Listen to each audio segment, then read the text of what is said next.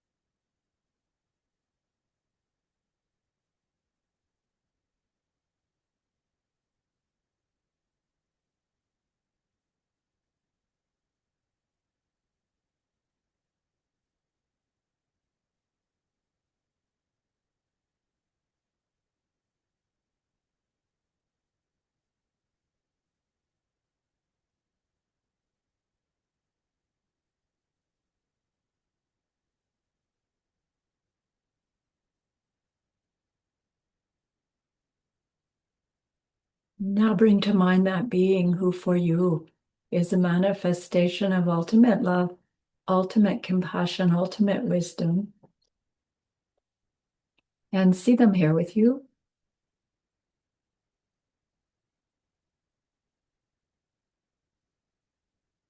They are gazing at you with their unconditional love for you,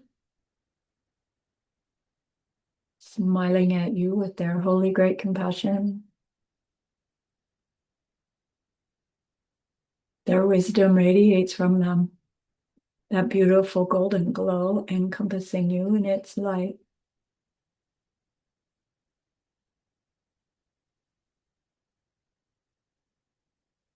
And then we hear them say, bring to mind someone you know who is hurting in some way.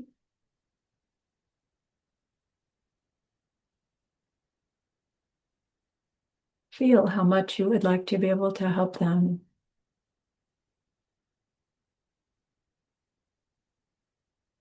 Recognize all the worldly ways we try fall short.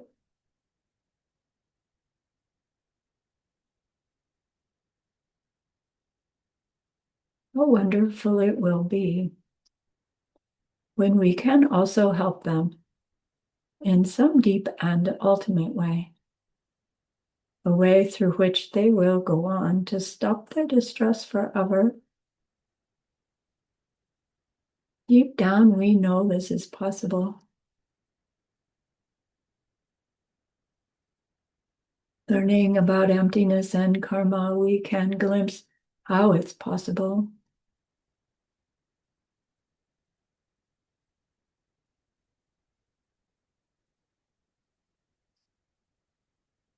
And so I invite you to grow that wish into a longing.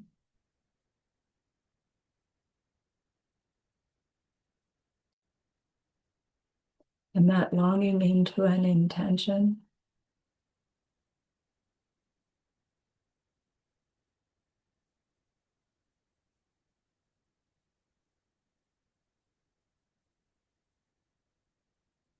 And with that intention, we turn our minds back to our precious holy beings.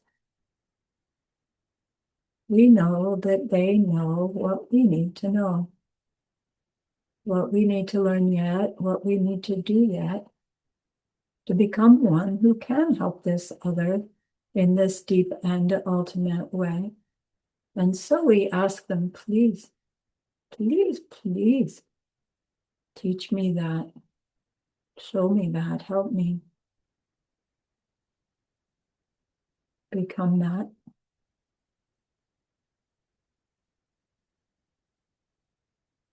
And they are so happy that we've asked. Of course, they agree. Our gratitude arises. We want to offer them something exquisite. And so we think of the pure world they are teaching us how to create. We imagine we can hold it in our hands, and we offer it to them, following it with our promise to practice what they teach us, using our refuge prayer to make our promise. Here is the great earth, filled with fragrant incense and covered with a blanket of flowers. The great mountain, 4 lands, wearing the jewel of the sun and the moon. In my mind, I make them the paradise of a Buddha and offer it all to you. By this deed, may every living being experience the pure world. Idam Guru Ratna Mandala Kamirya Tayami. I go for refuge until I am enlightened to the Buddha, the Dharma, and the highest community. Through the merit that I do in sharing this class and the rest, may we reach Buddhahood for the sake of every living being. I go for refuge until I am enlightened to the Buddha, the Dharma, and the highest community. Through the merit that I do in sharing this class and the rest, may we reach Buddhahood for the sake of every living being. I go for refuge until I am enlightened to the Buddha, the Dharma, and the highest community. Through the merit that I do in sharing this class and the rest, may all beings realize their total enlightenment for the benefit of every single other.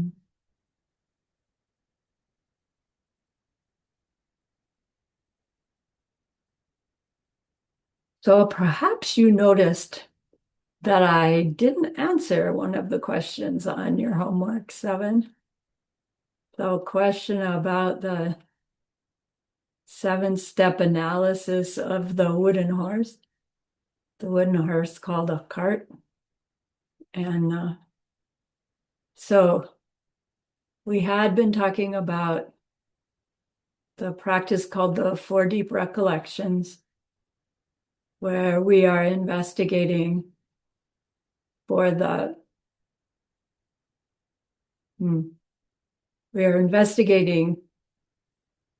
true nature of our body, our feelings, meaning thumbs up, thumbs down, our mind, and our things, if I have it right. And then we only talked about investigating body and investigating feelings. And then in the section on the method for investigating for the true nature of our mind, in Gyaltsab's commentary, he uses Arya Nagarjuna's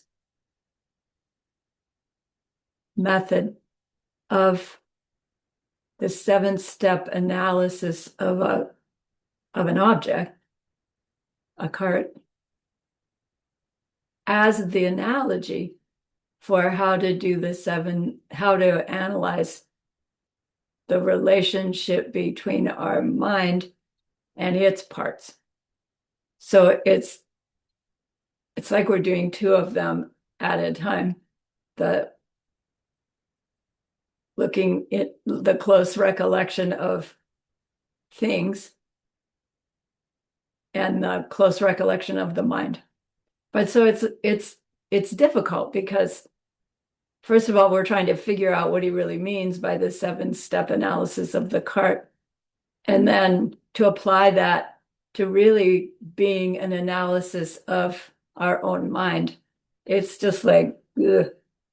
And so Geshe-la also did not do this during his class 7. He started out his class 8 with it.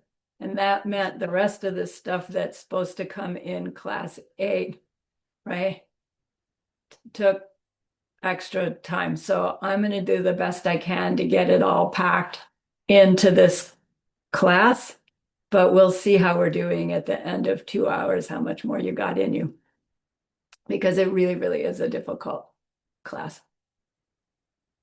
So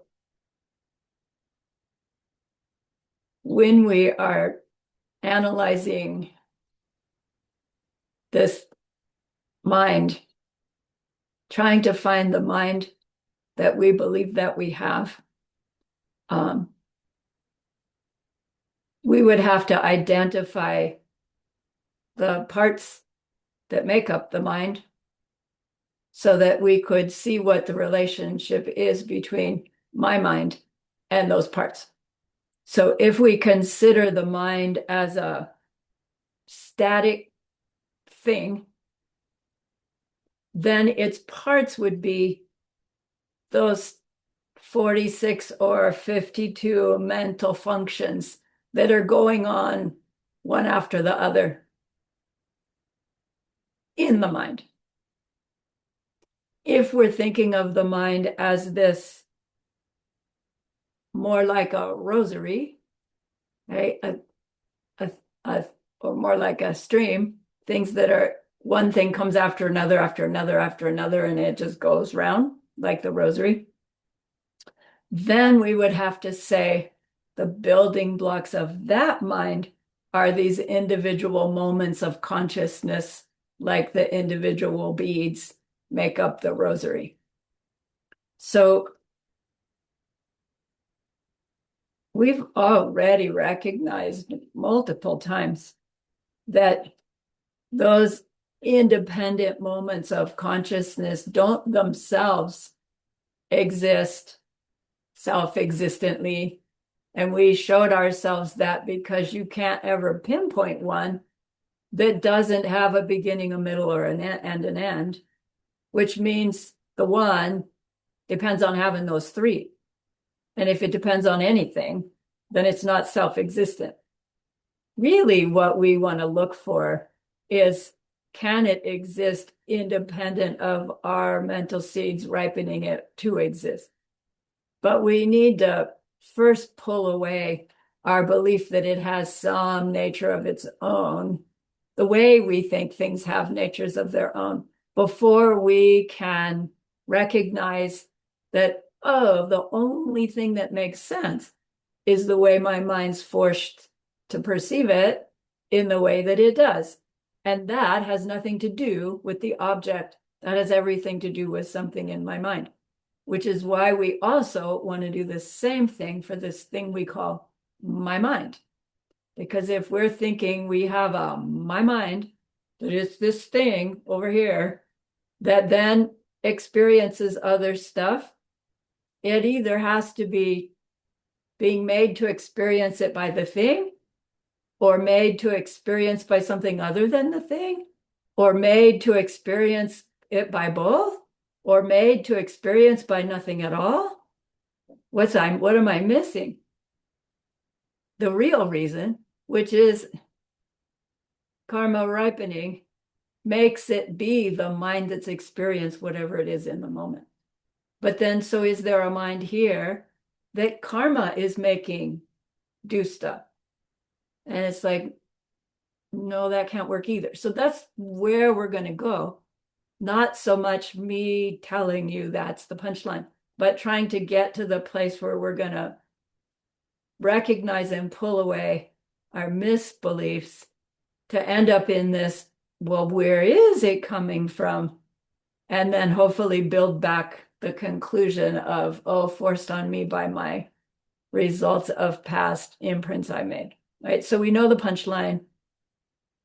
Thank goodness, because if not, this stuff is really crazy. Like I remember the first, I don't know how many times I went through it and I didn't really get the punchline yet. And it was just so difficult. It's like, no, I don't agree with things don't come from other things because they do, but not the way we think. So we're going to get there. So Nagarjuna has this method called the 7-step analysis of the cart. Geshe used car because we all relate to cars. But it's metaphorical for a 7-step analysis of the mind's relationship to the parts of the mind. So it goes like this.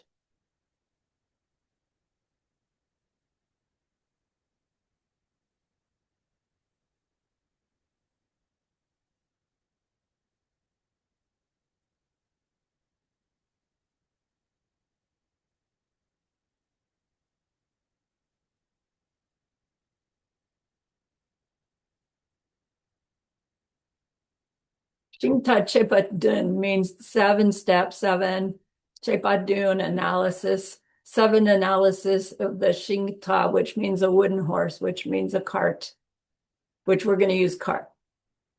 Here are the 7 steps. Deni, dong means and.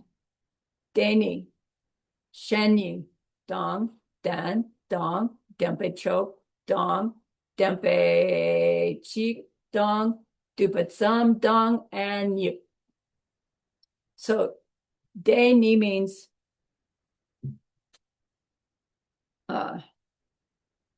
does Deni means themselves. So the question is, does the car and the parts, do they exist? Like, does each part of the is the car each part of its parts? Is the car equivalent to its parts? We're analyzing for the true nature of the car. The car represents our mind. The parts of the car represents the parts of our mind. Moments of awareness.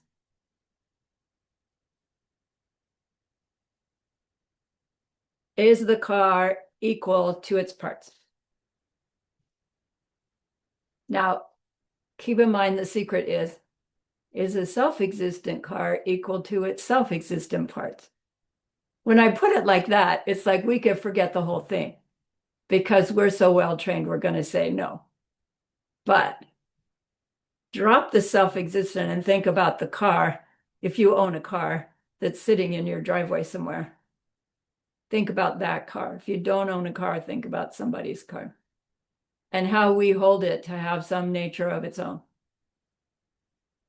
And let's go looking for that nature. Is it in each one of its parts? Is the car, its windshield, its steering wheel, each tire? No, that's silly. If it were, I'd have as many cars as there were parts of the car. I know the car is not each one of its parts. Scratch number 1. That's not where the car, that's not what makes the car, each of its parts. That's not what makes my mind. Each moment of the part of my mind is not my mind. Something else makes my mind and its parts. Okay, that's the next one. Sheni, something other. Is the car something other than its parts? And that would imply that there's a thing car over here, and here's all the parts of the car, and somehow they exist independently. And then for some reason, they would suddenly come together. But that there's a car and there's parts of a car. And that, yes, it takes the parts of the car to make the car. But we're still at this level, if we say yes, that the car does come from something other than itself, and we're thinking that of the things that make it the car are those parts of the car, then anytime you had all the parts of the car, you would have the car. But you could think of a situation where all the parts of the car are laid out on the floor. So all the parts are there, but your car's not there. And then put it all back together, and you do have what appears to be a car because all the parts are put together. But we could again consider a circumstance where some conscious being is aware of that object and doesn't know car, doesn't even know parts to the car, like a fly, right? Or the bird. You know, birds get hit by cars, but from the bird's side, what happened? Was it a car that hit them?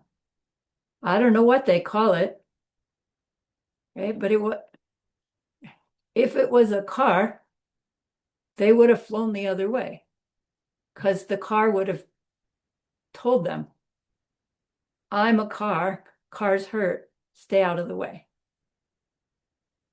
So we think, yes, the car exists because of the influence of the other parts. Put all the parts together, you'll have my car. Of course, it's missing something. My car is missing my conception of car, but so is just plain car missing the perceiver's conception of it as a car, which means it's not one of the object's parts that's making it car. It's the perceiver's. I almost said part, but I would have gotten slaughtered for that. It's something from the perceiver, not another part of the car. So no, the car does not come from its other, doesn't come from other. It was like, no, it does. It comes from other because it comes from me and my karma, which is true. But that's not what we're talking about here. So we're trying to talk about the mind and its moments of mind as parts. Does it come from something other? I'm not going to take time to go there. But that's the purpose of learning these 7 about the car, is to sit down with a cup of tea and work it out about how it works same for your mind. Next one, dandong. Dan means dependent. Does the car, is it dependent upon its parts? Now here's something a little tricky. When they use this word dan for dependent, we also hear it as the basis.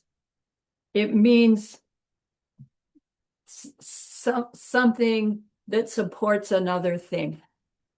Geshe-la's example was, if you have a pen sitting on a table, the pen is dependent on the table to support it. In English, we might say, well, no, actually the table is dependent to the pen because it's below it. But the pen is resting on the table. It relies on the table for support. And that's what's meant by dan here, to be dependent. So is the car dependent on its parts in the sense that there's this thing we call car, and there are these things that are parts, and the parts have to be there for the car to sit down on them? And it's like, part of me goes, well, wait, my projection is gonna sit down on those parts and make the car. So maybe this one's true. But if we're not talking projection, if we're looking for the car that I believe is this real thing, and I'm looking for its relationship to its parts, is there such a thing as a car that rests on top of its parts? No. And then we could say it the other way too. Are there parts that rest upon the car?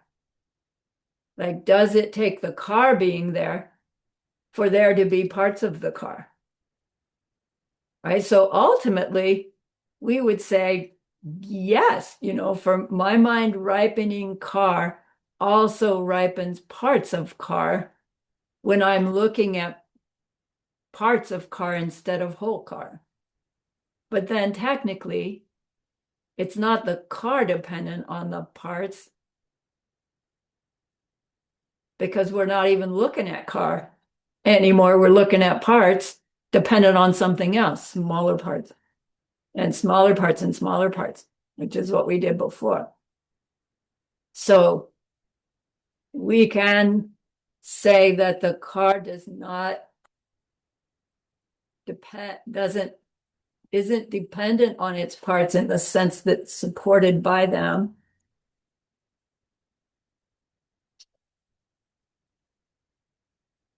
And then Denpe Chok Dong is the reverse of that. Do the parts depend on the car? So in the same way, we just showed ourselves that no, we can't say that the parts depend upon the car either. And their consideration for these two, for the second of the two, is that if we said the parts are supported by the car, we're talking either way. We're talking there are two things that are having a relationship.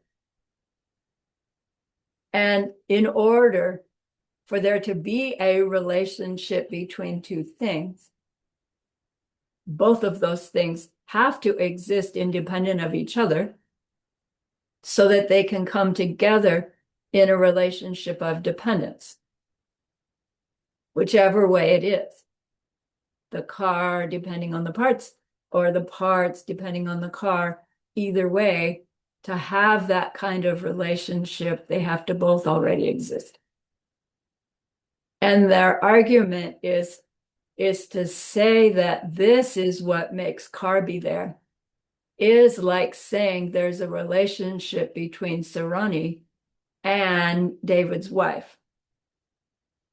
And it's like, there is no relationship between those things because they are the same thing. They are different words for the same thing, which is different than saying, is there a relationship between Sarani and David's sister? Yes, because there's me and there's Margaret, and we are different people, and there is a relationship between us. But when we go looking for the car and its relationship to its parts, we can say they can't have a relationship because they are the same thing. And I don't know, I watch my own mind as I say that, and it's like, not the same thing.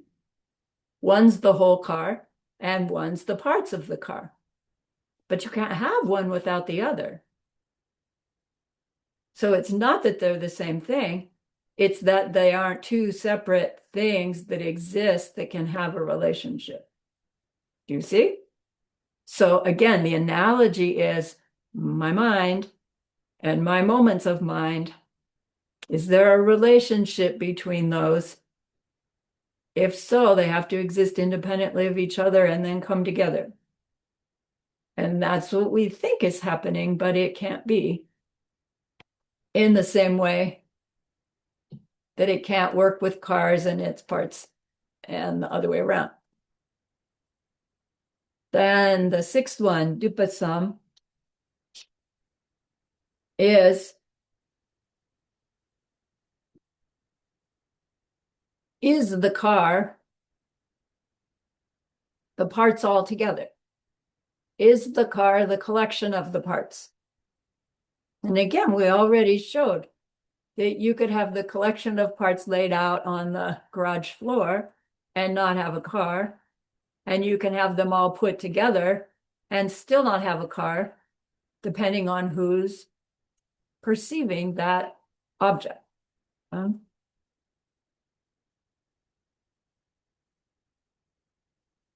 A car that has its own nature wouldn't need parts, and parts that require all the parts to be together to have the nature of being a car.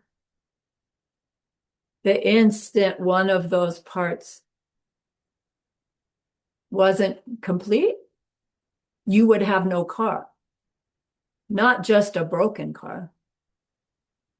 If the car's identity depended on all those parts complete. Okay? It would poof out of existence as soon as you had a flat tire or lost a bolt. And that doesn't happen. So it can't exist in that way that we believe that it does. And then the last one, yip. Yip means the outline. When you have the car sitting there, is it that you have this outline, right? I just drew a car in the sky. Is it just you see the shape of the car that differentiates it from everything else around it, and you just have to complete the outline, and that's enough to make car? And it's like, again, not until the observer's mind says, oh, car. Because we could see the outline of something and not know what it is. And I don't know about you, but that happens to me. Where I just can't, I visually see something, but I can't figure out what it is. It's happening more and more the older I seem to get. So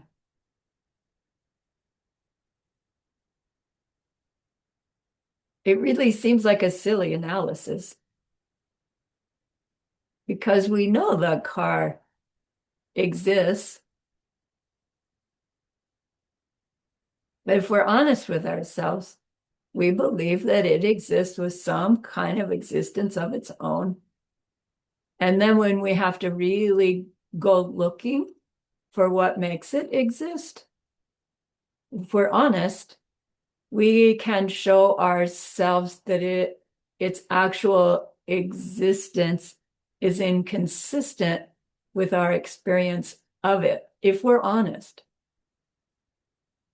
To really be willing to look at what we believe is going on as we interact with that thing called car, and how our belief of its nature in it, from it, is not consistent with how it works for us.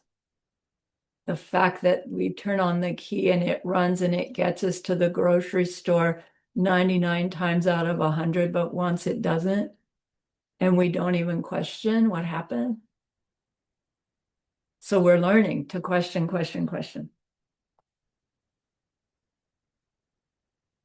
So we know to apply the conclusion that none of these factors make the car until the mind of the observer is forced to experience any of these factors as car.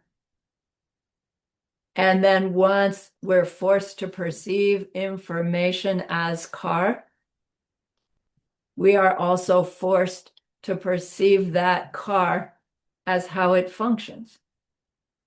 We have expectations, we have actual experience, and moment by moment, the same process is happening. We're interacting with things we believe have their own natures with their own parts. And yet what we are actually experiencing is our conceptions laid onto those parts of their identities and their functions. And then, of course, we would ask, so what forces me to lay on the conception that I do?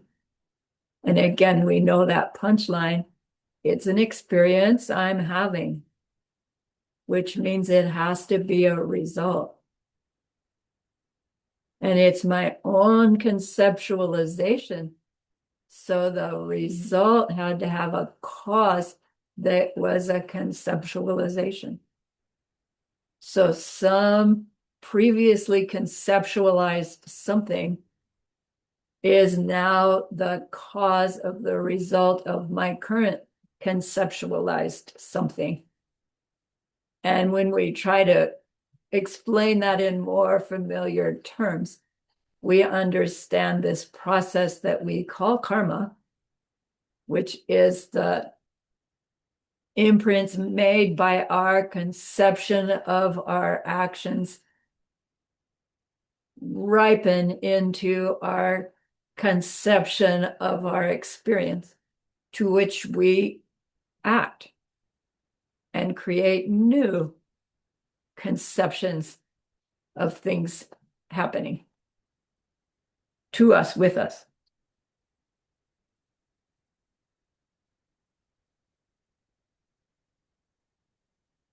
So if that car does not exist in any of those ways that we believed it did exist, and we can then say, oh, that doesn't mean the car does not exist at all, because I can stand there staring at it and move my mind through all of these analyses, and the car does not disappear.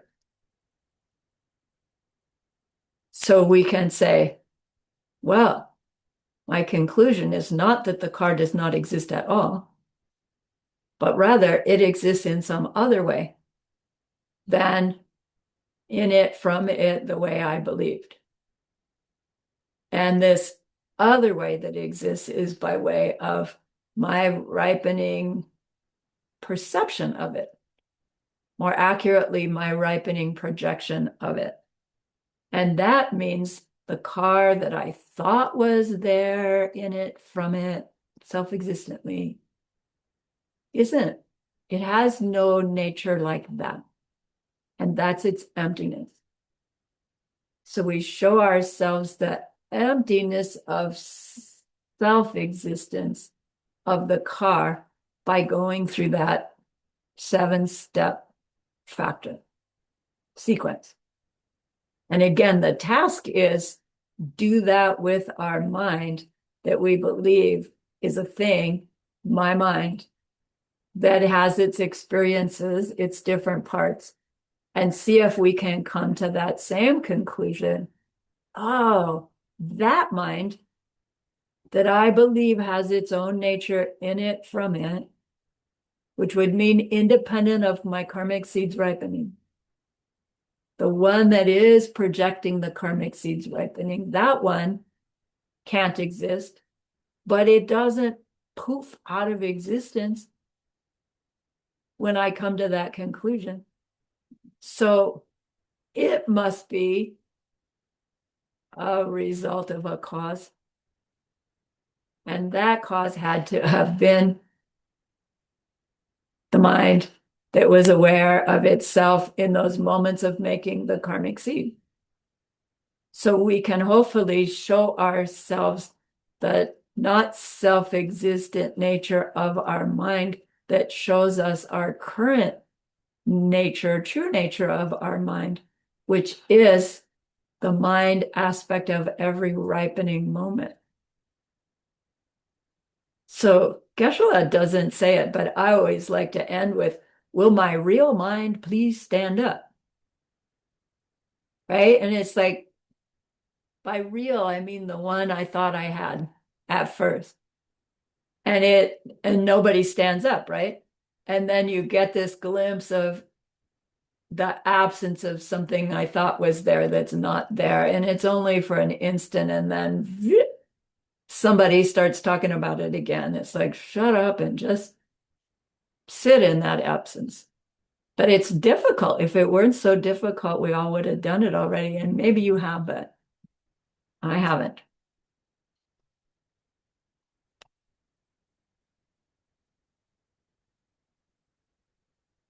So the point is, the car doesn't have to be a car. You can be standing there staring at that parking space, and your mind could take that information and project onto it some paradise object that towards which you feel extraordinary bliss, and you instantly want to share the thing. Like, we could be forced to perceive ourselves and our world as Buddha in Buddha paradise emanating. The process through which we experience that is the same process through which we experience ourselves in the way that we do now. Because our mind is empty of self nature, that is possible. Not only possible, but inevitable, that we will someday have the karmic imprints that when they are ripening Buddha you and Buddha paradise emanating. And that's the only place your Buddha you and Buddha paradise emanating will ever come from. Seed ripenings. And they only get there by way of our behavior towards others. What others? Right, all those projected others. Oh, they're not real. No, they are real. They aren't real like we used to think. They are very real, the way they've always been real, which is forced projections based on how I interacted with those forced projections in the past. Right, so current how we interact is where we are creating our future. Okay. So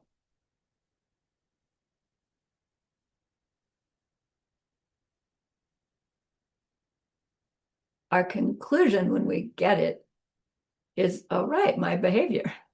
I want to be more kind. I want to be more wise. I want to just try. I want to give myself permission to change so that in my trying, I can imprint that as well. Okay. So then next, so we finally got into the actual class 8.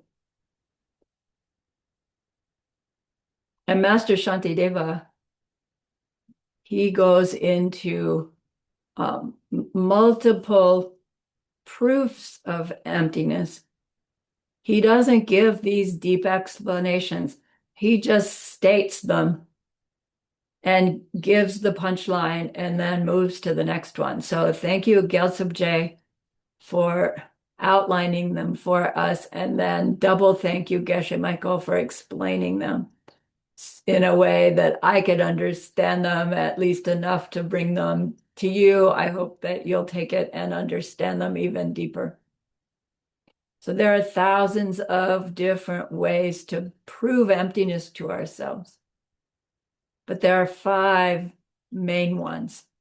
And between this class and the next class, I'm going to try and give you the bases of those 5. They're called the 5 great proofs of emptiness.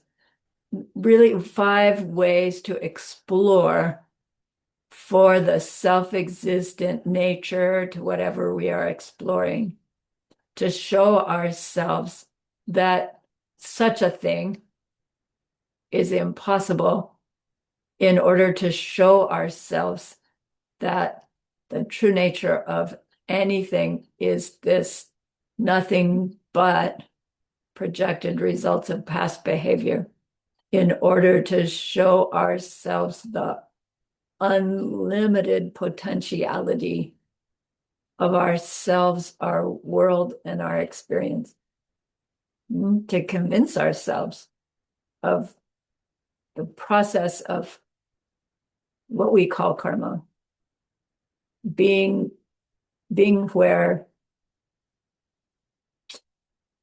what holds creation, right? The creation of our Buddha paradise. All right. So one of these 5 is Dorje Sekme Densik. Dorje Sekme Densik means the sliver of diamond proof of emptiness. Well, we had this, I think, in like ACI course 2. And even if we remember it, I'm guessing it didn't make a whole lot of sense, because I remember even teaching course 2 and it still is difficult to understand because it came so fresh and so new. So here we get to do it again. The sliver of diamond, proof of emptiness. But in the proof, we don't even mention diamonds. So the important thing about the sliver of diamond proof is to recall the importance of diamond as the analogy for ultimate reality, right? In our samsaric world, at least at Buddha's time, the diamond was the closest thing to an ultimate thing.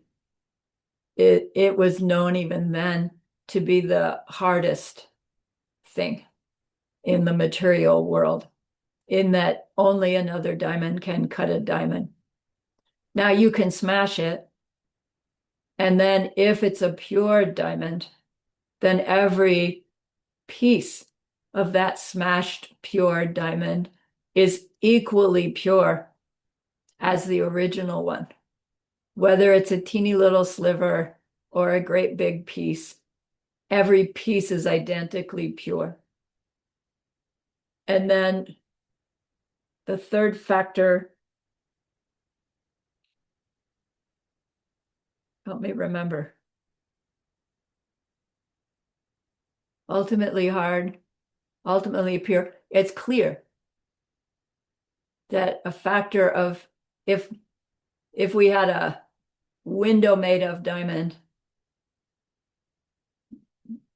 we wouldn't know it was there because it's so perfectly clear.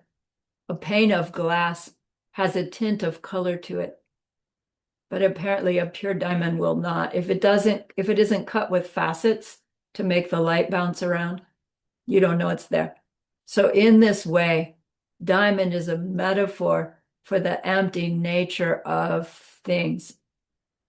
They are all around us. Anywhere there's an object, there's the emptiness of the object. There are objects all around us. Material world is all around us. So therefore, emptiness is all around us, not as one big emptiness that's all around us, but every experience. Emptiness is there, but we can't see it. We can learn to know it, but it's not something we can see or touch or smell or taste. Then every one of those emptinesses is identical to every other emptiness. So it's not that your favorite tree's emptiness has some greater empty quality than your least favorite neighbor, right? Everything's emptiness is totally identical. And the emptiness that a first time emptiness directly perceiver perceives is identical in its absence of self-existence to the emptiness that a fully enlightened being's mind is experiencing always. The emptiness is identical. Not one and the same, because the objects are different, but identical. And that empty nature of all existing things, including oneself, is the ultimate reality of all those existing things. Their empty nature is this necessary ultimate, I don't know what to say, state. But it doesn't mean that everything first is hanging out in its emptiness. And then it pops up as the banana and the bicycle and the yelling boss. It's that everywhere there's any appearance, there is the emptiness, and the emptiness is the ultimate nature of that appearance, because every being's experience of that appearance is unique to the being who's experiencing them. So you have one person experiencing the yelling boss, or 100 million beings experiencing the yelling boss. There's 100 million yelling bosses when there's 100 million experiencing them. And there's only one for me. And that's the same for ourselves. Okay, we think there's one me, but every being perceiving me perceives me unique to them. So how many me's are there, and will the real one please stand up? So the ultimate nature is our empty nature.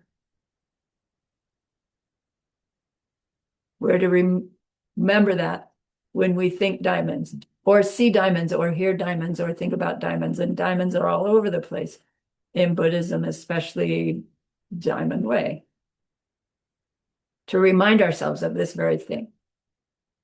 Emptiness, constant. But then the purpose of the sliver of diamond proof is to investigate causation. So what we've done before is look for the self-existent nature of objects, the self-existent nature of mind, the self-existent nature of me, the self-existent nature of feelings. We've been looking for the emptiness of things, whole thing, whole me. And once we show ourselves, man, none of it has any nature of its own, we might still be thinking, yeah, but when something does something, right, it has to have some nature other than just being a projection in order for a hammer to hit a nail, to drive it between two boards of wood, to hold those two boards of wood together so that your table stands there. They can't all like be empty. They can't all just be ideas in my mind and function. So it's not silly to recognize that even as we're understanding emptiness and dependent origination, when it comes to the taxi cab running over my legs, that suddenly has some nature of its own. And so that's where this particular proof comes in. And why the ultimate nature of the diamond is what this proof is named after. It still escapes me a little bit, except that we know that what we're looking for is how it is that we believe functioning things must have something in them that allows them to function in that way. And only to find that, in fact, they have no such nature. They are empty of that nature. And so reveals their ultimate reality, their diamond-like reality, which is the fact that functioning things can't be anything other than our ripening mental seeds as well. So the Dorje, the sliver of diamond proof, is asking, where do things come from? Like, what makes something happen? So it goes like this: Dak le mayin, shen le mayin, shen le min, ni le mayin, and gyu memin. Dak le mamin. Dak le means happen by itself. So consider any functioning thing. Turning the key to start the car. Having a watermelon to eat.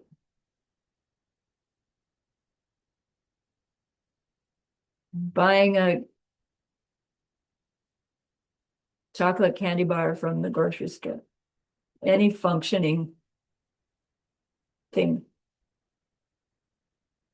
We need to find out what makes it happen. So this one, does it happen by itself?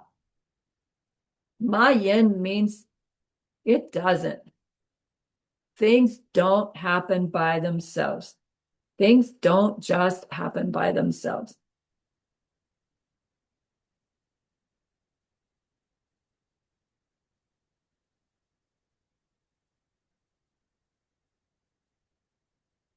Geshe says, what is the emptiness of the hammer hitting the nail to make the two pieces of wood hold together? What is the emptiness of working hard to make money so we can pay our bills? What is the emptiness of having money so we can buy groceries, let alone a chocolate bar? It's trickier to grasp. We know the punchline. My seed's ripening for my seeds being planted. But we want to work out the parts of our mind that still say, yeah, but when they're doing that to me, that is not just my seeds ripening because it hurts so bad. Okay. Things don't just happen by themselves. Nothing just happens by themselves. In the debate, the kids debate who made peas round? Who made the sky blue? Who made thorns sharp?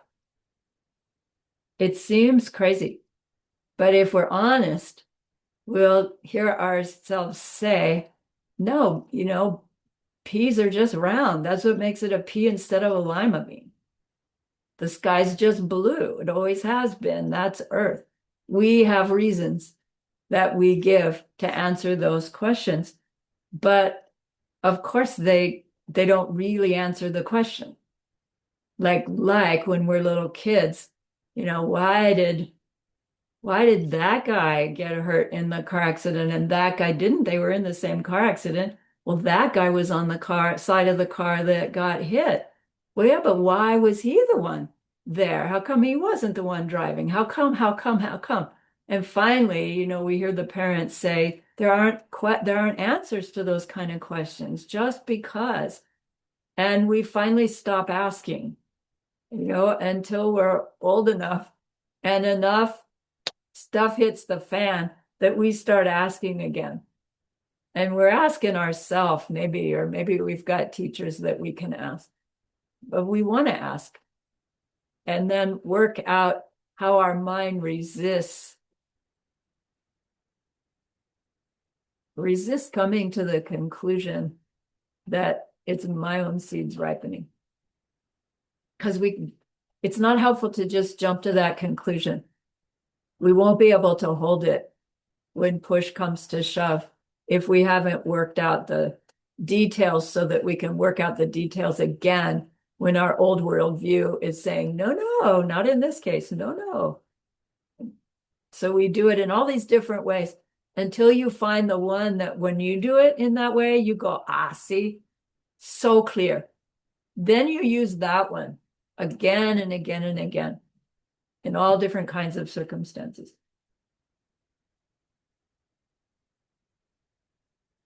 Peas are just round. No, it's a result of something. It has to have a cause. Anything that happens, anything that functions is something that happens. And anything that happens is a result of a cause. And the cause and the result have to be separate things, or else they'd be the same thing.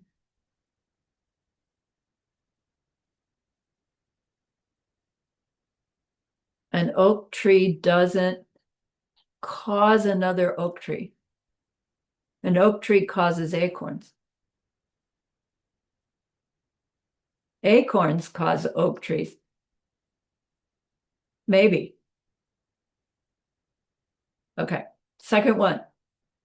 No, let's take a break.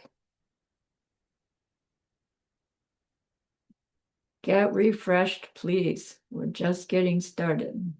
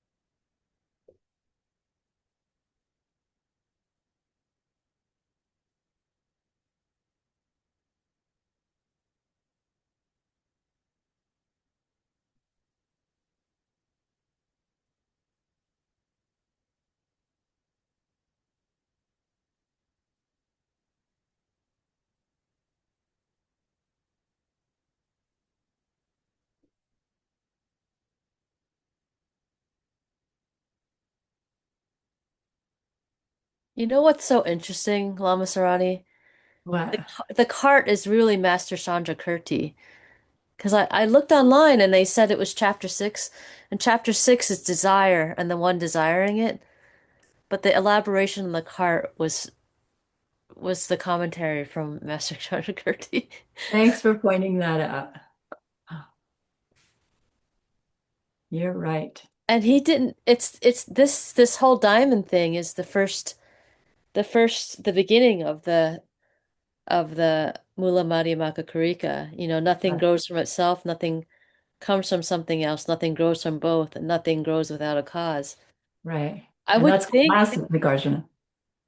I would think they would have put the root text in there, but I don't know. I mean, in some ways, this Tibetan doesn't matter because it's in the Sanskrit. It's just kind of weird, like reading Yeah. this. Yeah. In your reading, even Master Shantideva, he doesn't give his source material. He's he's reciting his own source material, recall. I don't think I would teach ACI 12, but if I were to teach it, I would listen to not master to Geshe Michael's recording, but I would source the source material because it's not that long. It's only 4 lines. And it's at the very beginning of the text. It's quoted over and over again by people. Good. Good for you.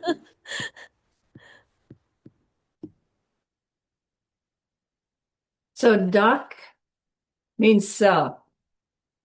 Do things come from themselves? No, we know that. Dakle mayin. So Shen is other. Shen, do things come from other things? Our minds say yes. But when we really go looking for the other thing that makes the functioning thing do its function, we're going to find they min. Things don't come from something else in the way that we think, of course. So the nail is holding two pieces of wood together. What made the nail do that? The hammer hitting it. What made the hammer hit it? Me wielding the hammer. What made me wield the hammer? My muscles were able to do it. What made my muscles do the hammer instead of reach for a cup of tea? My intention. What made my intention make me reach for, right? There's no answer to what other was actually the thing that caused the nail to hold the two pieces of wood together. Because everywhere we say, oh, that's the thing that made it happen, you can find something else that had to make that happen first to make it happen. And that means you finally come to that kind of conclusion. No, I can't find the actual other thing that made this happen. And yet it happened, right? Something else is going on here. But we're looking for all the things that we believe can make something happen. Can it happen by itself? No, that's silly. Do we think they do? Yeah, peas are round. They're just round. No, things happen from other things. Yeah, but that happens from something other too. And that which one is it? Third one. Ooh, where is it?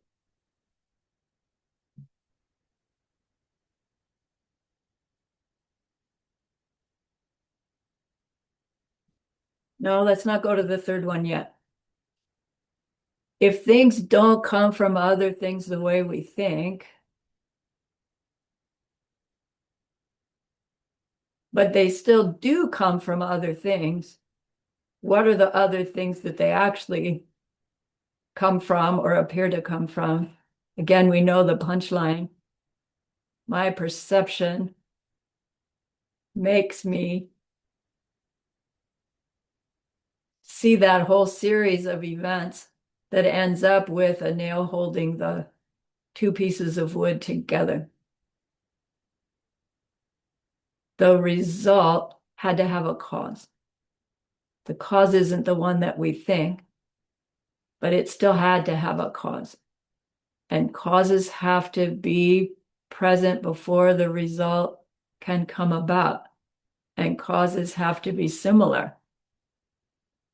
So even in that respect, we'd be thinking, well, a similar cause to pounding a nail would have to have been, I don't know, I pounded a nail before that, or somebody did, and they taught me how to do it. We'd be looking for some previous material cause.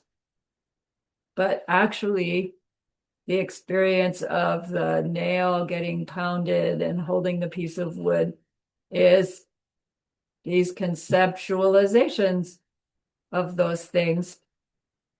And so actually the cause has to be some kind of conceptualization to ripen as this conceptualization. And when I hear myself say that, it sure seems like conceptualizations aren't real enough to be a nail holding two pieces of wood together to make a table.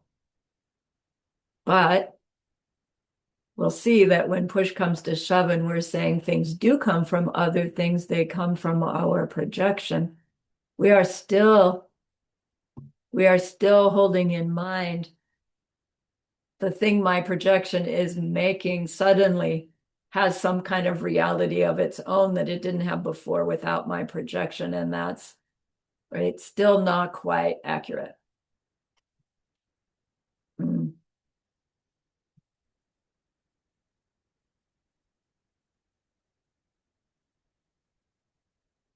Third one is ni lemayin. Ni means both. They don't come from themselves and they don't come from other, because guess what? They come from both. You have the self factor and the other factor, and you put those together, and you have round peas and blue skies and nailed boards and taxi cabs breaking my legs. Is that accurate? No. If there's no self-existent aspect, if there's nothing in the peas that makes it round, and there's nothing in the other that makes the peas make them round, then you can't put two not self-existent things together to make something else happen. And you can't put two self-existent things together to make something happen, because there's no such thing as two self-existent things. So if we're thinking self-existence, it can't work. And if we're thinking not self-existent, but in the wrong way, it still can't work. Third one, gyu me min. Gyu, here he's saying come from nothing. Gyu usually means result, but things don't, they don't come from nothing either. They don't not come at all. Let's put it that way. Things don't come from themselves. They don't come from other. They don't come from both, and they don't come from neither.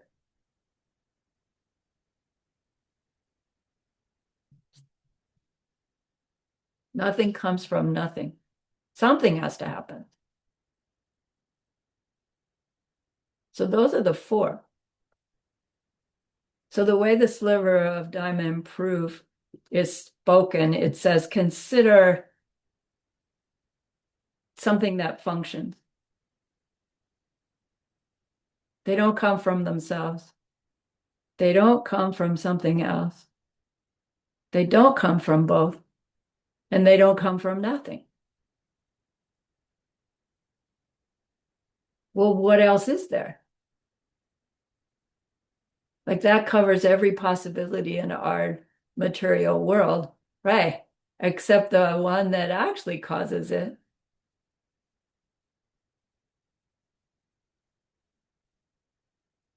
So consider a watermelon.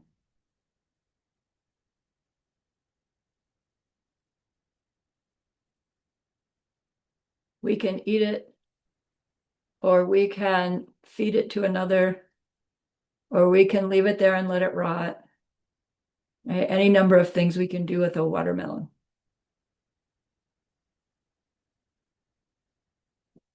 This debate would say, consider a watermelon, it's empty because it doesn't come from itself. It doesn't come from something else. It doesn't come from both itself and something else. And it doesn't come from nothing. And we would say, well, wait, yes, it does come from something else. It comes from a watermelon seed. But does a watermelon come from a watermelon seed? If we have a watermelon to eat, did that watermelon really come from a watermelon seed?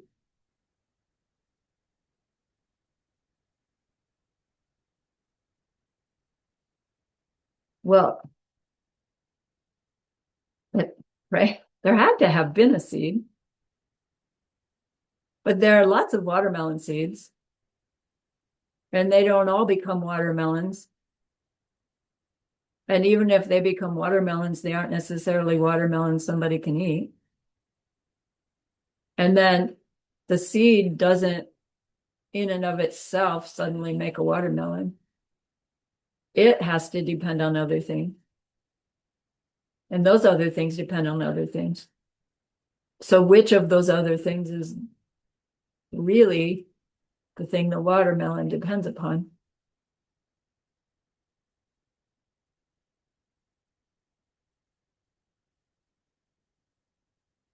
That watermelon that we have there to eat,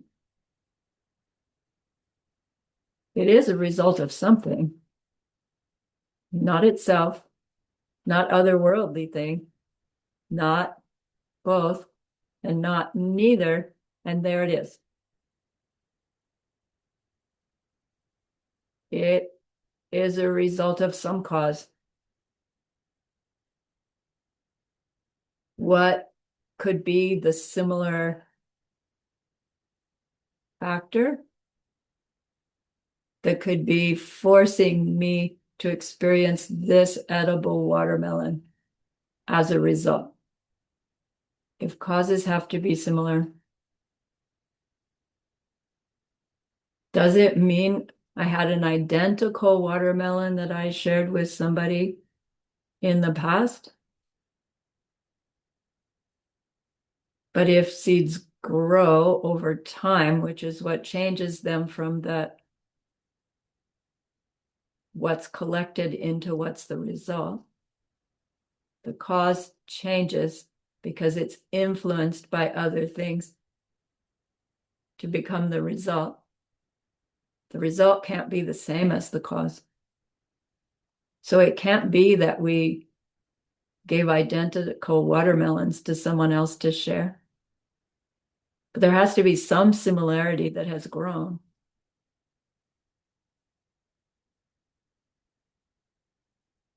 It's tricky, it's slippery. It's hard to figure it out ourselves. They remind us that the subtle workings of karma are deeply hidden reality, more deep than the empty nature of those things. But we can get a good intellectual understanding of similarities. So we could say, in order to have the experience, nice ripe watermelon there for me to eat, I must have a ripening imprint from some time in which the me perceived itself sharing something edible, maybe even deliciously edible if I think that watermelon's going to be delicious, with another in the past. So then that seed's ripening now my experience of this edible, delicious watermelon. So can we say that that current watermelon is actually coming from some other than the watermelon? Yeah, because it was my past behavior. That's not the watermelon. And is my current experience of the watermelon even the watermelon? Or is it my experience, me experiencing watermelon? In which case, it isn't. I'm not even experiencing something technically other, right? It's all part of my projection. My projection in, including me, my projection out, including me. Is there really any self and other? Is there really any Dak and Shin? It's like, yeah, there is, because my projections make them that. But is there any there already that my projections bring to me? Do you see the difference, the slippery difference between a functionalist school? Everything's empty of self-existence, and those functioning things have some nature in there of their own so they can function. Especially what things? My karmic seeds that make everything function. They have to have some place to stay. I'm not making fun. It's like we really have this deep need for functioning things to have some nature of being able to function that way, because a projected function doesn't seem real, when in fact that's all it's ever been. So what is the cause for the delicious watermelon? It's not its own seed.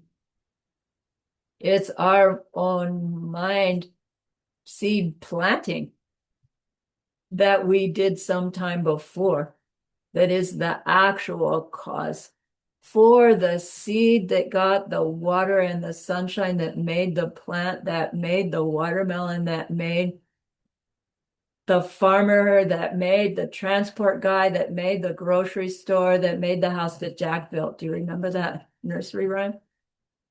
It's like we can't pinpoint the thing that makes the other thing other than our awareness of our own behavior. Which means if you love watermelons, you know what to do with the one that you're projecting now. Find somebody to share it with. Okay.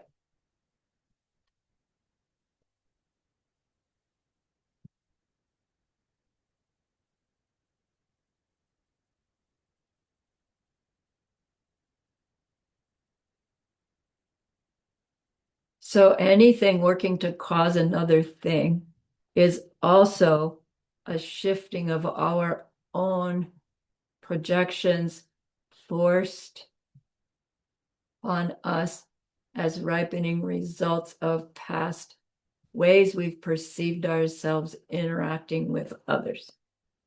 That's what we mean by karma. So we can shorten that to say any working thing is caused by our karma. When we understand karma to mean ripening results of ways in which I behave towards others. If we believe karma means duty or fate, right, we're just not getting the full punch of what we mean by karma. So the way things work, their ultimate nature, their ultimate reality is empty. They are blank of independent nature, blank of any nature of their own, blank of any functioning of their own. And so our seeds ripen the functioning thing functioning in the way that it does. And that's how functioning things have always worked, which is why when we realize how they've always worked, they don't just stop working. So to recognize, oh my gosh, watermelons don't grow from watermelon seeds the way I thought, it doesn't mean, right? All watermelons grown from seeds suddenly disappeared, because they never did. They always were ripening from the karmic projections of whoever is experiencing watermelon. And it's difficult. It's like, no, there had to have been a first watermelon. Can't have been a first watermelon. All right. So if things workingness is empty, then how do things that work exist? Right? We understand, oh, seeds ripening. The word they use for that is, oh, they exist by way of dependent origination. Dendro. There's the word. Things exist and things function by way of dependent origination. And before we can explore dependent origination, we need to review what's meant by the gotcha. Oops.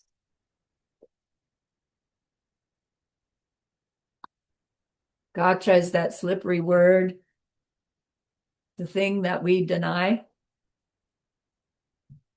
And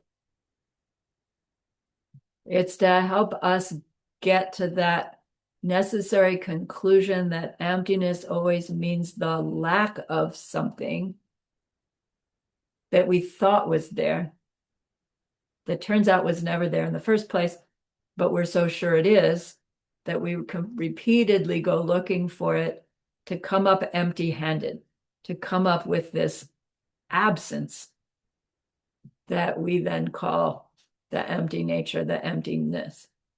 And it's still common that people think of emptiness as a presence. I mean, in Diamond Way, emptiness is called the clear light. That sure sounds like a present shining thing that we would be able to see with our eyeballs, or at least our mind's eyeballs. It sounds like a presence, and it gets confusing.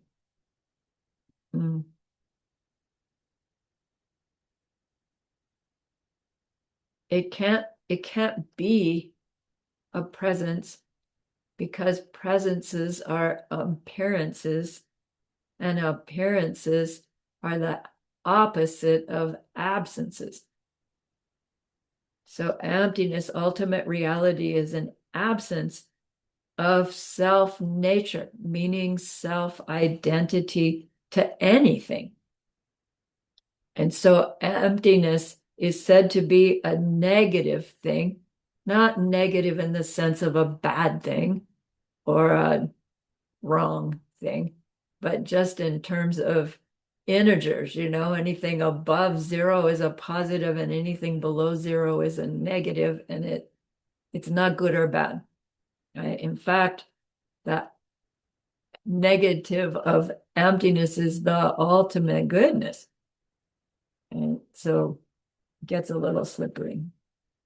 It's simply the fact that something's not there. So what is it that's not there? The gotcha is not there. The thing that we deny. What is it we're trying to prove doesn't exist, and in fact never could exist, and never did exist? It's like a two-headed, full-size purple elephant in your room right now. Do you have to look in your room to know whether there's a full-size, two-headed purple elephant in your room? No, because we know in our reality there's no such thing. So you don't have to worry about whether it's there or not. A gotcha is similar to a two-headed purple elephant being in your room right now, in the sense that a gotcha would be something that is there that's actually impossible to be there.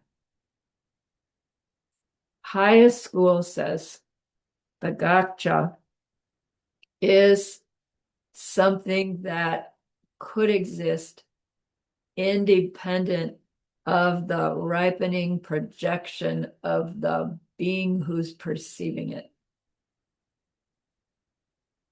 Other schools say other things about what the gacha means.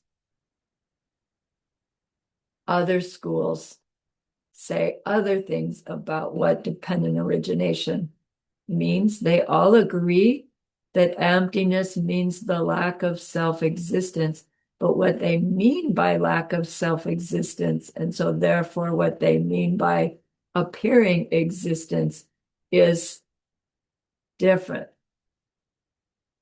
Not technically wrong, any of them, but just incomplete, insufficient for what we need to realize in order to change our behavior sufficiently, to change our seeds sufficiently, to change our ripening sufficiently, to stop perpetuating our broken world.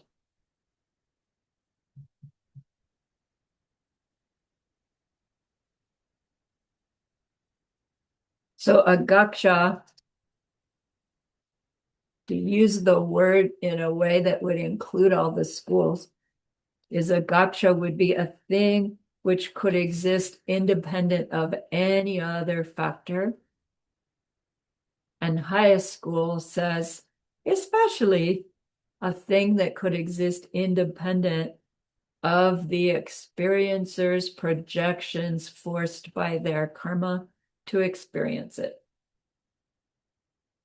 So we could shorten that by saying a gaksha is a thing that could exist independent of the projections happening.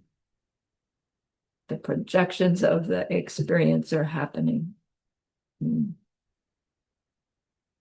So what are we talking about? An absence of something that is there, and then we're showing ourselves that it shouldn't be there or isn't there? No, we're showing ourselves the absence of something that we believed to be there. That when we adequately show ourselves that, we see that, oh my gosh, I've been mistaken since forever.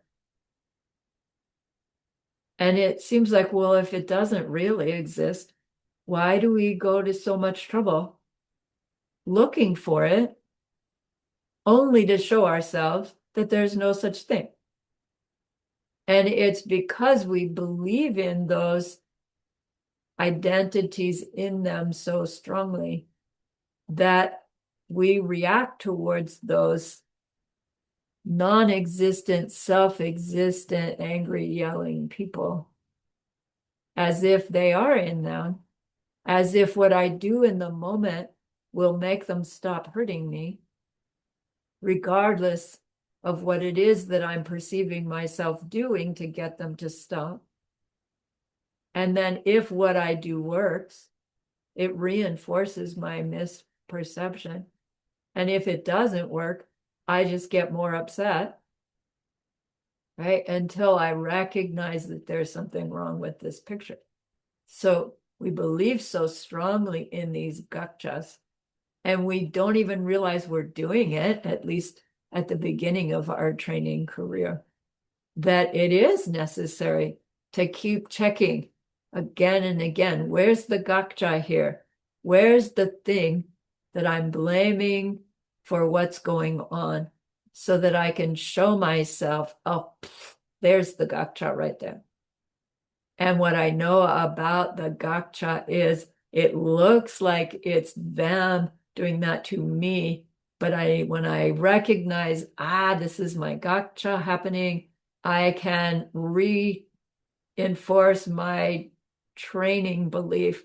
No, it's unique to my projection ripening seeds. Now what do I do with it? Right? Will my usual reaction plant new seeds for more unpleasant, In which case, can I stay like a bump on a log long enough to burn this off? Or can I even choose some different behavior? Even if it's not some ideal super kindness, just choose something different to show myself that I can get off automatic pilot because I understand that all that's going on right now is my seeds ripening so I can plant new ones. It's difficult in the midst of a tough circumstance. It's difficult in the midst of nice circumstances, but maybe those are easier to work with. Reminding ourselves, oh, there's a yummy brownie. Who can I share it with instead of gobble it up all by myself? So it is useful to remind ourselves to investigate for the self-existent thing, even as we're training to stop even believing or seeing those self-existent things. We can't just deny them. We need to recognize that we think we're seeing one and then rip it out.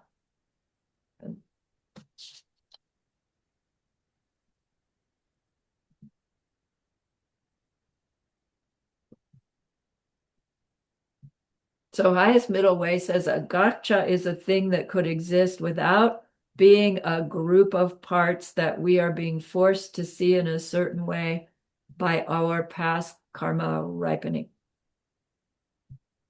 The group of parts is the information, the data.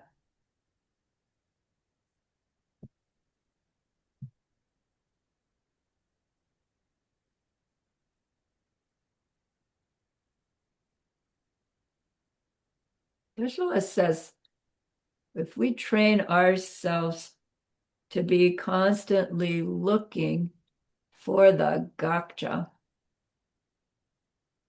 that is the seed planting that will push us into the direct perception of emptiness. That's his promise. But I'm still waiting. But that doesn't mean you'll have to wait as long if you haven't seen it yet.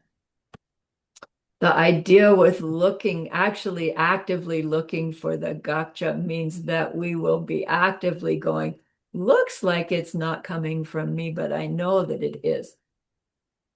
And so it's this ripping away this old belief intentionally. Just a fleeting moment is enough. But every time we see something, cup of tea in it from it, nah, drink it, right? Which would make me want to offer it first and then drink it.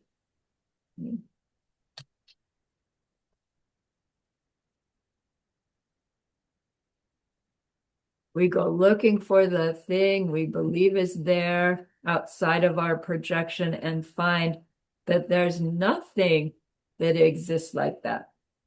Nothing that's anything other than my projections forced by my karma.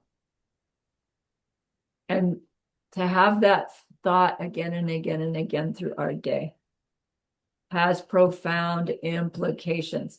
It's showing us frequently that there's no limit to what we can create, not just as an experience, an existing thing, but as experiences. We're talking about function here. There's nothing that we can't create that won't function to bring bliss, happiness to oneself and every being in our world. If everything is nothing but our seeds ripening, and we can plant the seeds for that result, we will be forced to experience our subject side, object side interaction between as this being made of love, made of compassion, made of wisdom, like we set up at the beginning of our class.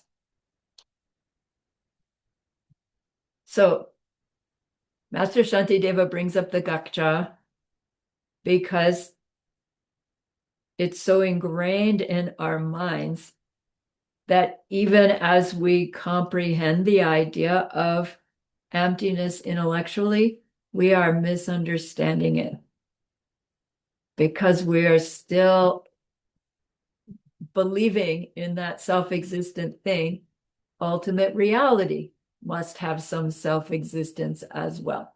Like, I hope your mind's going, no, I don't believe that. No, I don't believe that. But we're thinking of ultimate reality as a thing. And he wants us to recognize that we are still mistaking truth as we conceptualize truth until we experience it directly. And then we finally no longer perpetuate the seeds of the misunderstanding. We still experience things that way, as we know.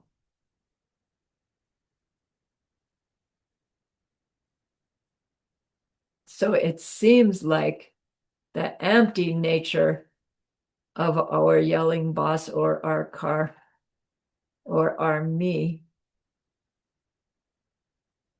is my true nature. And I can't help but thinking, oh, well, that true nature has some self nature because it's my true, it's my real one.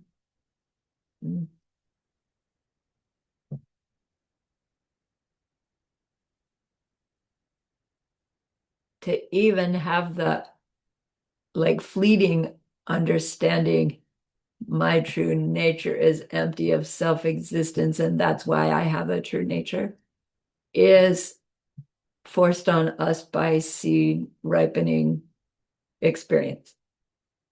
That's how we can have it. And that reveals that it has no nature of its own, our very wisdom. Didn't we say that before? Was that this class or a different class? Even our knowledge has no self-nature. That was a different class. Never mind. The emptiness we're trying to study, we hold in the wrong way. It has no nature of its own either. And then we go, yeah, but karma. Karma has to be real. Karma can't be my projection too. Karma is the answer to everything. And it's like, right? It is the explanation for everything. But karma and the workings of karma and those karmic seeds, they cannot have some nature of their own. They have to be projected results of our own seeds. And that just is like, wait, no, something has to be outside that projection thing because the projection thing isn't real enough to be the real reason for everything. It's got to be karma. And it is karma, but not outside our projection ripening for karma to be the real thing. I mean, if your mind's not going, what's she talking about? And you've got it clear, please help me. Because it's really slippery. We want to say, well, if karma's not real either, then there's nothing I can rely upon. And that's actually true. The only thing we can rely upon is what we perceive ourselves do towards others creates the circumstances of our future. Yeah, but that's karma. Karma is the explanation for how that works.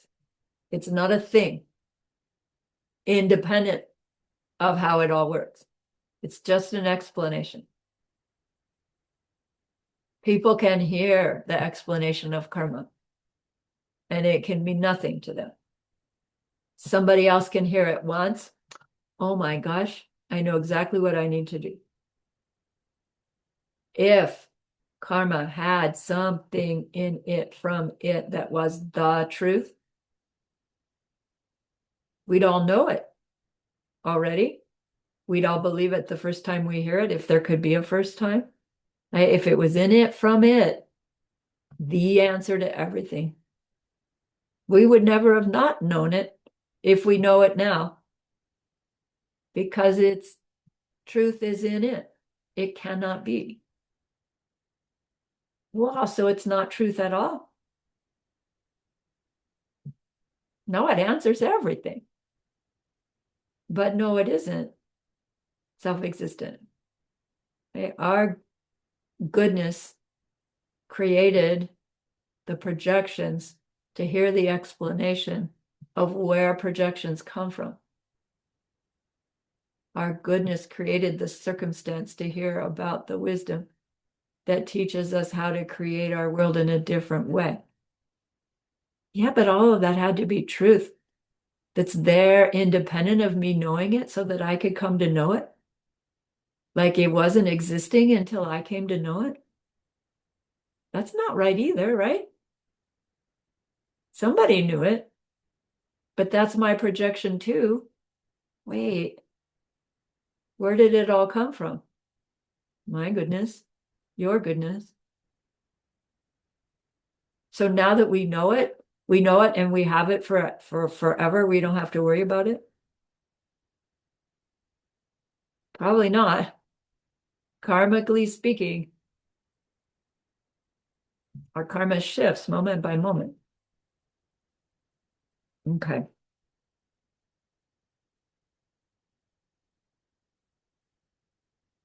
Another reason they say karma can't be self-existent is because if karma is self-existent and we have unpleasant things happen to us and we do unkind things, if karma was self-existent, it would mean we could never purify it.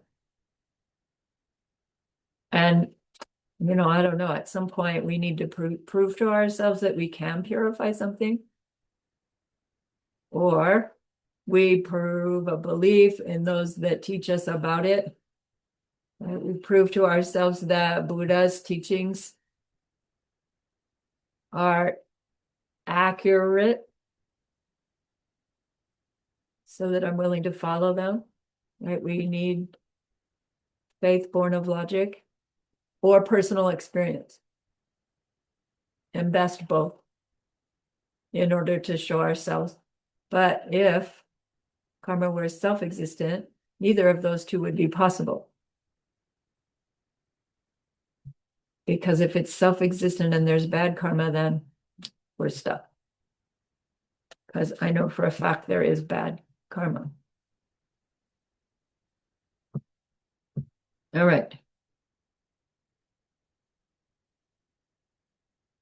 Master Shantideva points out, until we can identify the thing we thought was there, we cannot recognize that it does not exist.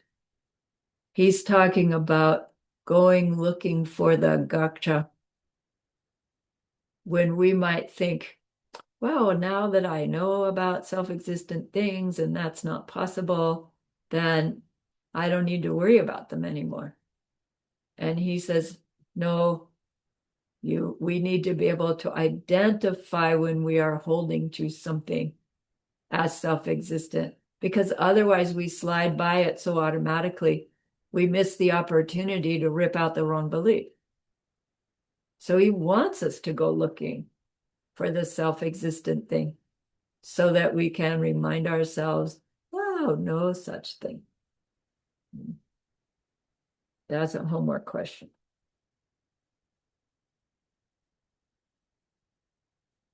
So looking for the gaksha means recognizing, how is it that I think those things exist? How is it that I think this can opener is opening the can of beans? And not to spend time explaining the physics of a can opener, but just to recognize, I really do believe that this can needs this mechanic thing. And if I do this and do that, it opens the can of beans. But then recognize, doesn't always work. Some people can open cans of beans, well, I don't know, with their teeth. Sometimes there's a pop top. All you have to do is pull the lid, show myself that my belief in the identity of each parts of that experience aren't in them from them without my own projection. We won't do that automatically. So we want to train ourselves to do so.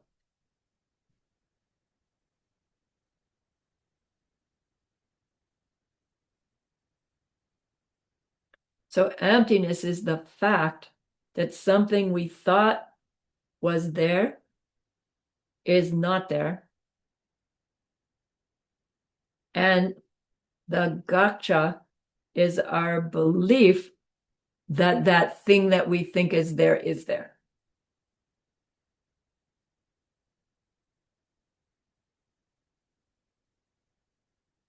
Okay. So now, another way of exploring emptiness is coming to this better understanding of this dendro, dependent origination. This is studying the way things really happen,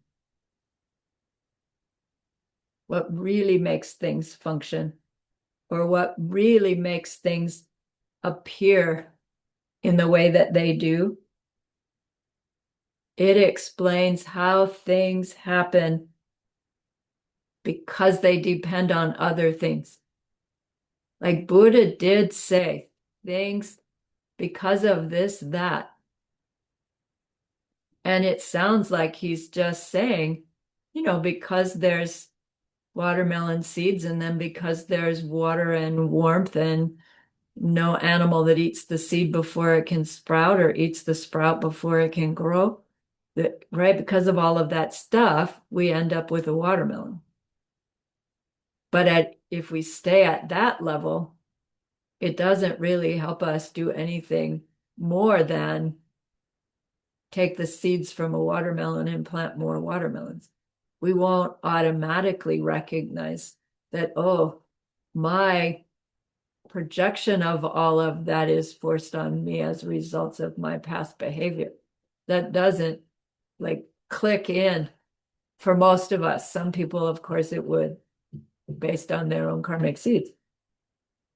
So when we go exploring this concept dependent origination, looking for the gotcha at different levels of Buddhism, they have different explanations of dependent origination. And it's all based on what Lord Buddha taught throughout his career, because he was teaching to the level of the students at the time.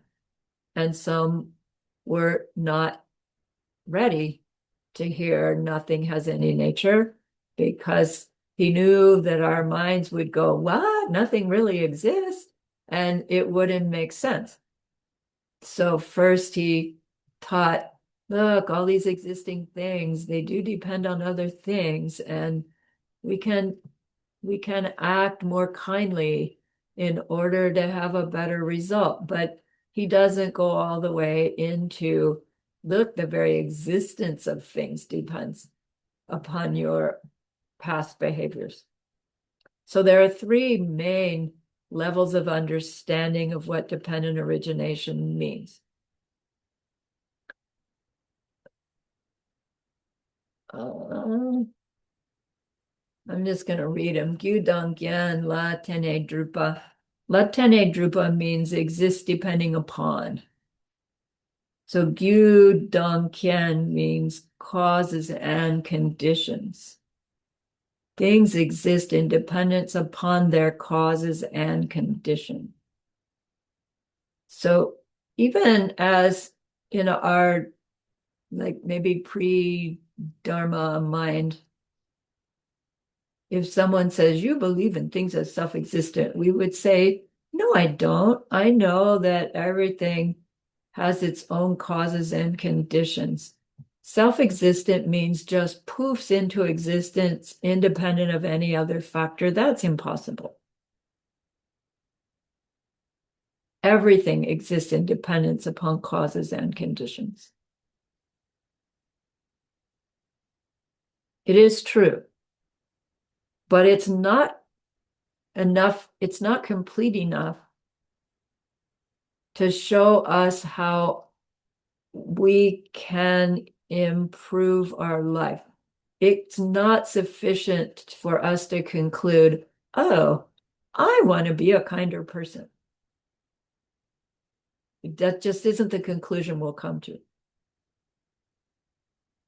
It also is incomplete in that someone might recognize that there are actually existing things that don't depend on causes and conditions.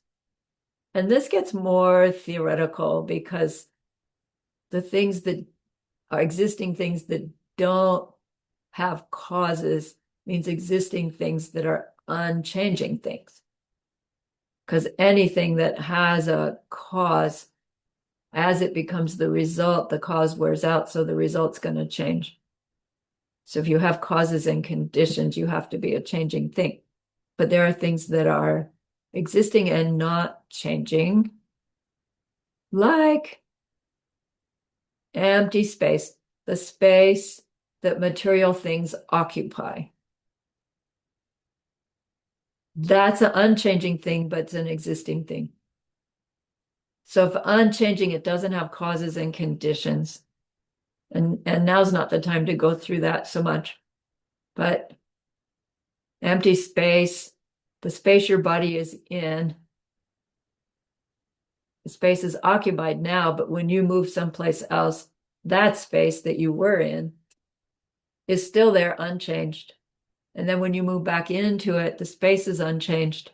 You're just in it, so nothing else can go. Now something else can go. But the space itself doesn't change. And yet, it's a dependent thing. They say it's dependent because it has direction, it has parts. So it exists in dependence on its parts. It has an up, a down, a side, this. No, I say it has the space my body is in depends on my body to be in it to be the space my body's in, because now that space is not the space my body's in. It's the unchanging space that my body was in. So the space my body's in depends upon my body to be in it, but the space itself is unchanging. You see? So the previous things exist in dependence upon their causes and conditions didn't include the space our body's in, like big deal. But it also doesn't include the emptiness of things. That's a bigger deal, but we don't even know about that at some point. So just rest assured it will all come together someday, that to believe that dependent origination means changing things depend upon their causes and conditions. And unchanging things still have dependent origination because they depend upon their parts. So do the changing things. But this things, even changing, even these two together are still incomplete. So the third dependent origin is Rangi Chashe La Tenye Drupa. La Tene Drupa, things exist depending upon. Rangi Chashe means, sorry, that's not what it means. Rangi Chashe means dependent upon its parts.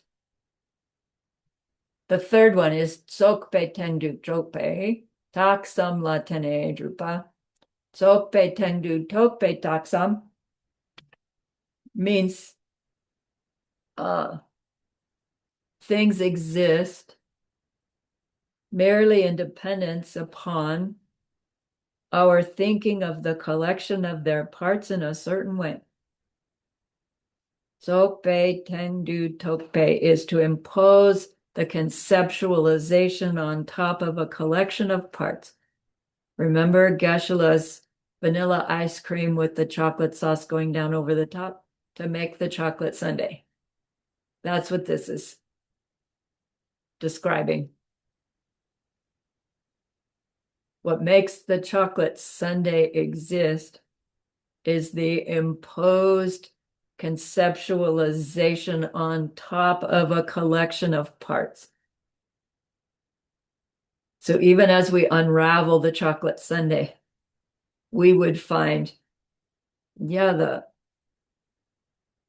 vanilla ice cream is the same process happening.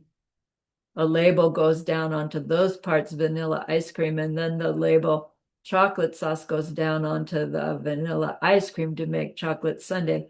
The process keeps happening. You can go down, down, down. You will always find something more subtle that's getting conceptualized in a certain way. And you'll finally not find nothing. You'll find, oh my gosh, there's simply this process of my conceptualizations. Now, what's making me conceptualize things in the way that we do? That's the $1,000,000 question.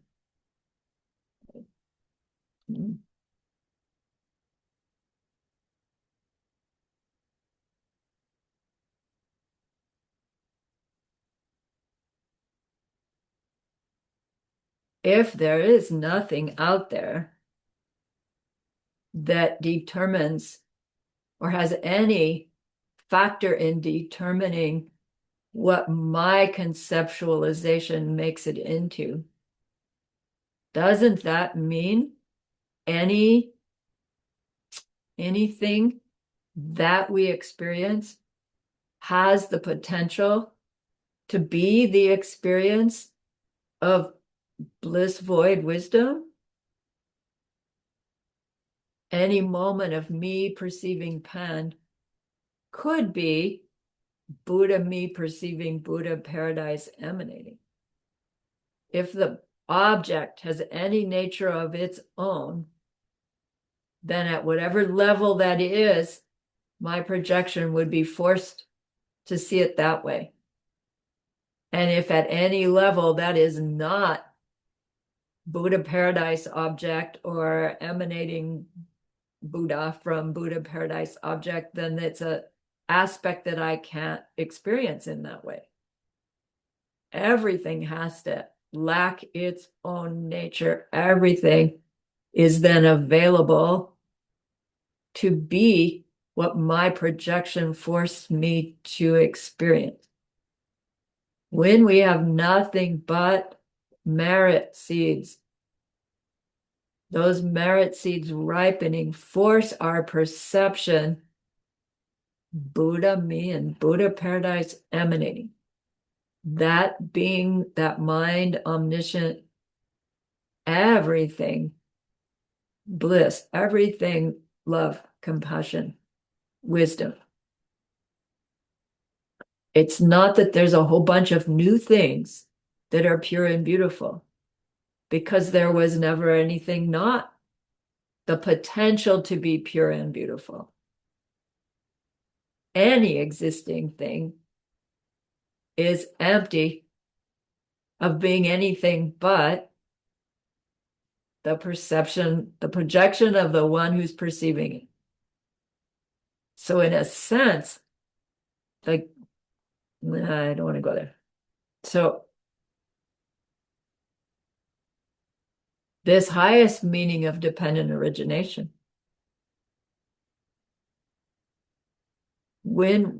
because we understand it, and the better we understand it, the more clear it is that our world really is being experienced, being created as we experience it. And we see more and more clearly that how we respond to that world that we're creating is how it will appear to us in our future. It shows us that it's through our behavior that we create. And so therefore we can create a future in which we see ourselves as those enlightened beings, helping all others learn to be that as well. Like technically, it'll be perceiving ourselves as enlightened beings surrounded by other enlightened beings, some of whom don't see themselves as enlightened beings, and our emanations are what will help those beings learn what to take up and give up so that they can see themselves as those Buddha beings in Buddha paradise emanating. Things exist because they depend on our looking at parts and thinking of them in a certain way, forced by our karmic seeds to do so. So our samsaric world exists because we are looking at parts and thinking of them in a certain way. Our Buddha paradise will exist because our mind will be looking at parts and thinking of them in a certain way. Same process.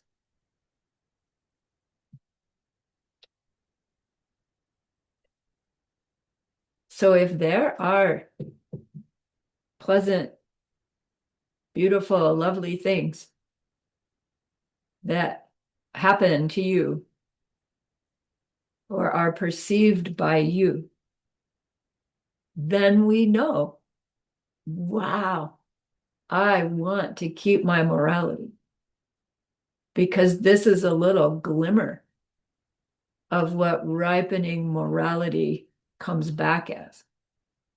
Just a little beauty, just a little pleasure. What morality?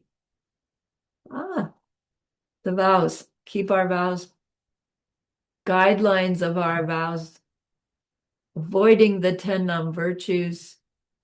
Thinking of their opposite. Training ourselves to do the opposites. Tracking our mind, our behavior choices. Just keeping track is enough to shift our behavior. Keeping our book,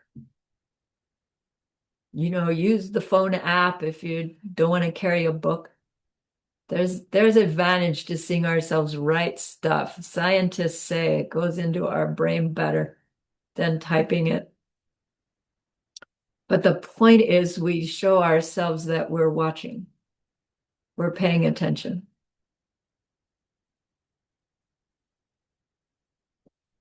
So the punchline is, what would be a good way to describe the gaksha in the sliver of diamond proof?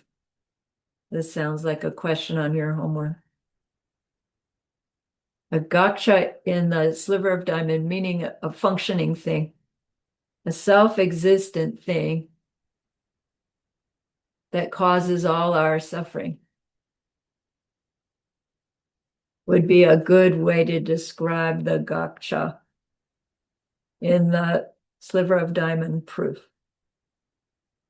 Meaning, a non-existent thing is the cause of all of our suffering. The scripture says, like the horns on the head of a rabbit. Next time you're having something unpleasant happen, blame it on the horns of the head of a rabbit. Wait, there's no such thing. Right. There's no such thing as your angry, yelling boss. Do you see? We've come full circle because my mind goes, yes, there is. There they are. This feels terrible. I know it's all my karma ripening, but no, she's nasty. She does this to me every single time, right? Like it'll happen so fast, whether it's yelling boss or, criticizing friend or our own mind, right? My own mind is the one that does it to me, not anybody outside. Same idea. Something out there happening to me and blame hits. And instant comes the, what do I need to make them stop? And already we've perpetuated those 6 steps of Lord Maitreya We've fallen for the mistake, right? Because it's so habitual. Remind ourselves about the gotcha. The horns on the head of a rabbit are yelling at me right now.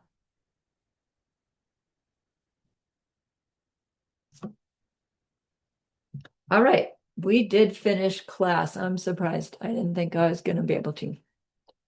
Thank you for the extra 8 minutes. I left some of the Tibetan out, but you'll see it in your homework and the student notes if you're interested. Let me stop sharing. So remember that being that you wanted to be able to help.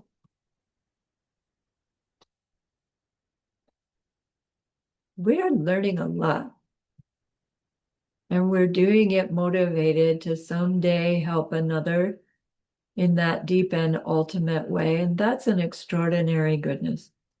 So please be happy with yourself.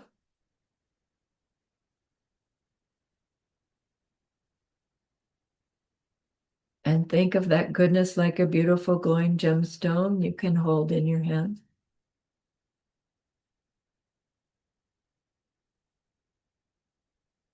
Recall your own precious holy being. See how happy they are with you.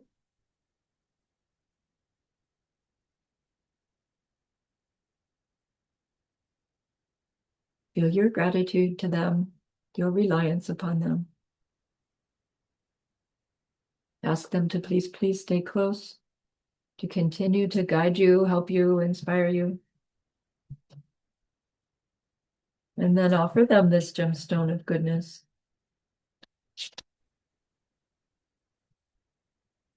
See them accept it and bless it. And they carry it with them right back into your heart. See them there, feel them there. Their love, their compassion, their wisdom.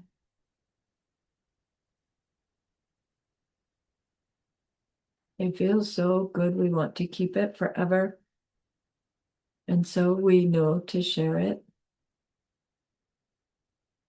by the power of the goodness that we've just done. May all beings complete the collection of merit and wisdom, and thus gain the two ultimate bodies that merit and wisdom make. So use those 3 long exhales to share this goodness with that one person.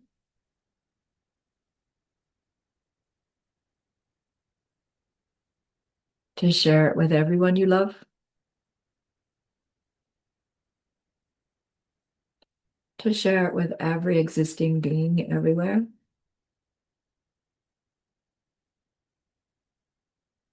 See them all filled with loving kindness, filled with wisdom, and may it be so.